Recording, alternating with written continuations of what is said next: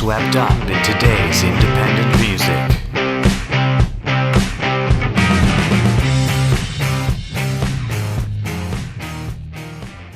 Yeah, it reminds me of home every time I sing it. So, so um, just because we were talking more about the book, so why choose to set it in Canada, especially if you've never been? Well, I say I've never been. I'm curious about Canada. I would love to, have a trek around various parts of the country, not just the Yeah. East Coast, but also go over to BC, where Cody and Amber are. I've got some friends in Toronto, so there we go. And then there's obviously a lot more to Canada than just that.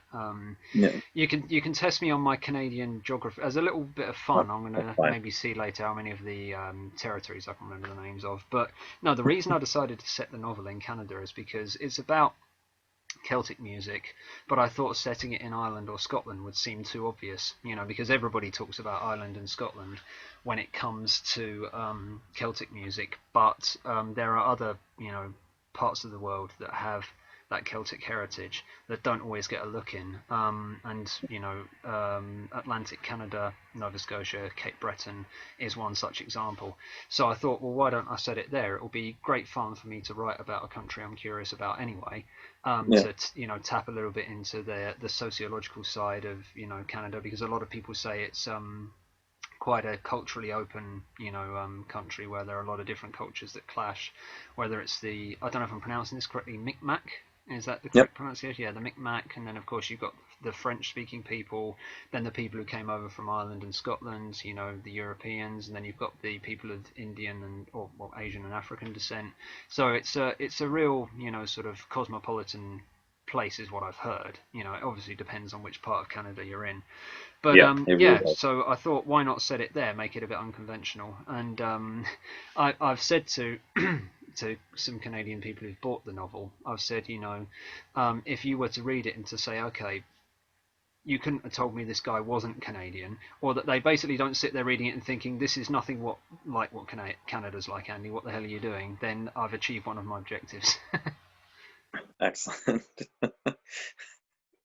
It's interesting because just the premise. So I I intend to get a copy of the book, but before I have it in hand, just the premise of four guys in a sort of punk folk band in Nova Scotia is pretty much the story of I don't know how many people I know.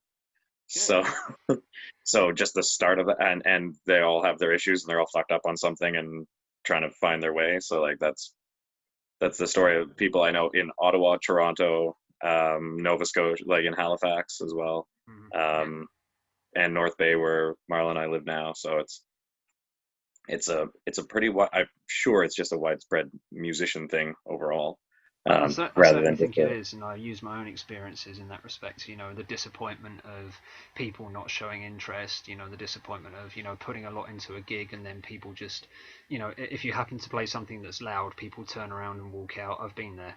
So or you're playing acoustic music and the audience talking very loud. Not necessarily because they're being disrespectful, but just because you start playing, so they talk louder. So you have to get louder. yeah. It's we've all been there. So I put some of that into it. But yeah, you mentioned Halifax, the HRM, Halifax Regional Municipality, I think is what it stands for. That's where the Yep. book is. That's where the book is set. There are well, the band was going to go to Cape Breton. I won't say why they don't ultimately, but there was going to be a part that was set on in Sydney on Cape Breton Island as well. Nice. Right on. Yeah, I have some fond memories of Halifax and then some not fond memories of Halifax, but I used to busk on the harbor there for a while.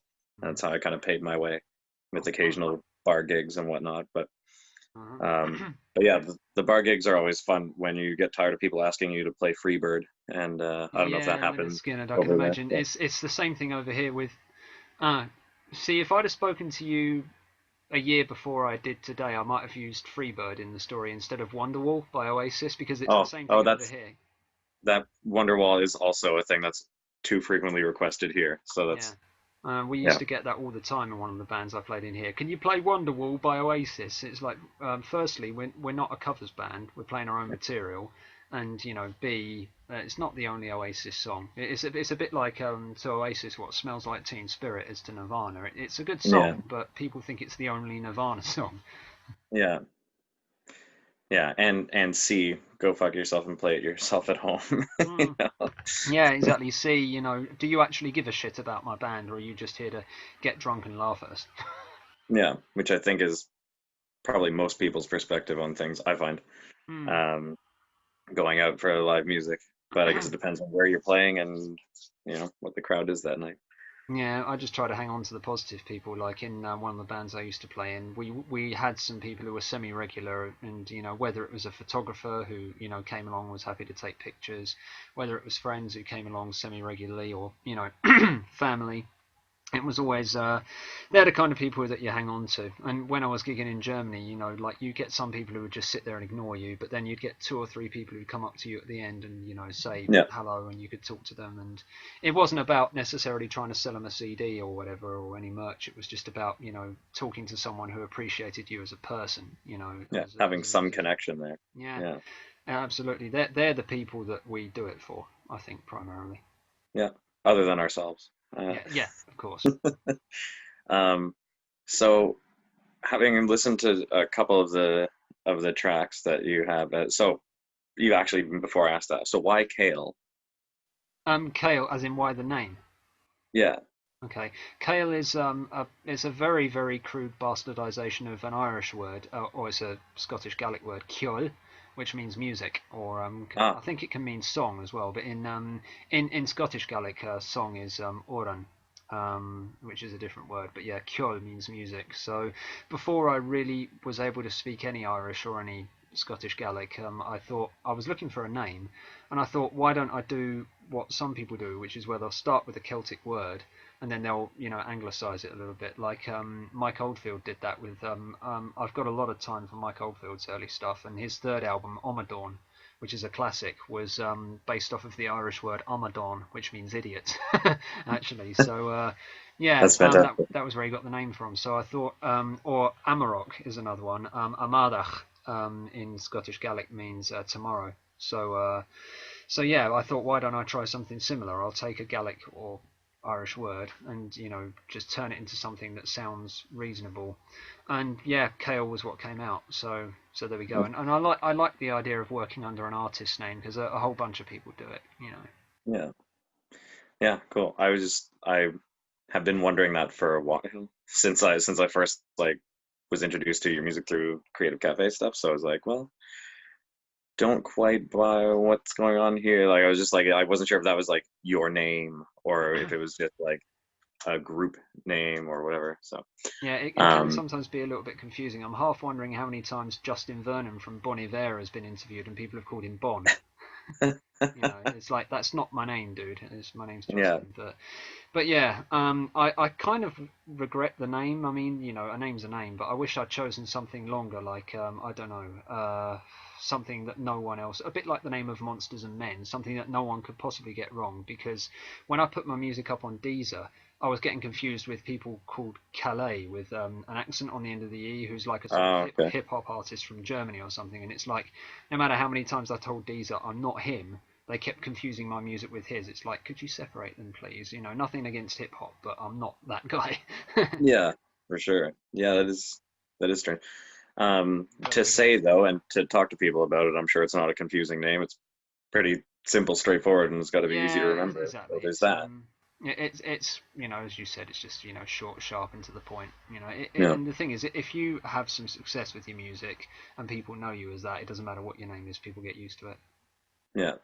So with the music under the Kale banner, do you did you write some of that music for the book as almost like a soundtrack to the book, or did some of that music come out of your writing for the book? Because I just listening to "Come to the Irish Dance," it made me think, oh, okay, like this guy's a banker who fucking hates his life and is working a 9 to 5 job and can't do whatever. And I was just like, this. I read the excerpt from the book that's on your page there, and I was just like, is this part of the whole story, or is that a completely separate thing and I'm just reading into it and it happens to work?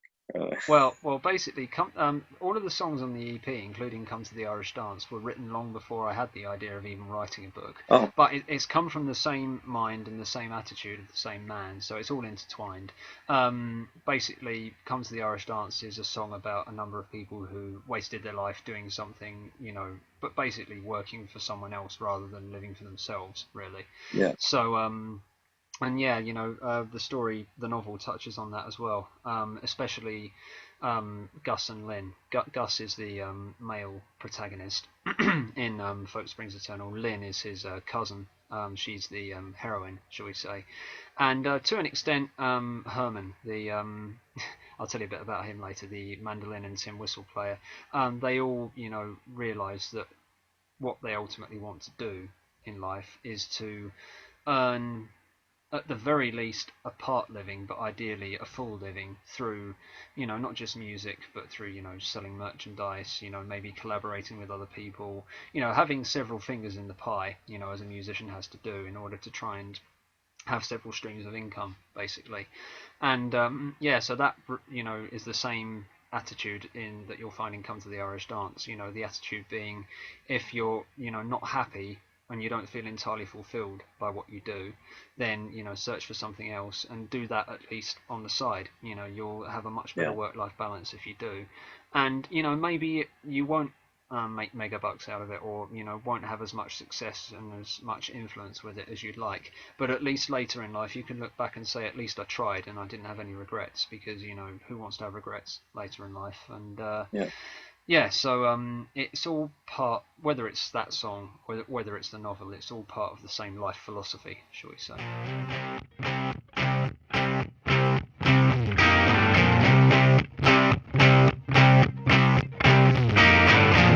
Swept Media. Get swept up in today's independent music.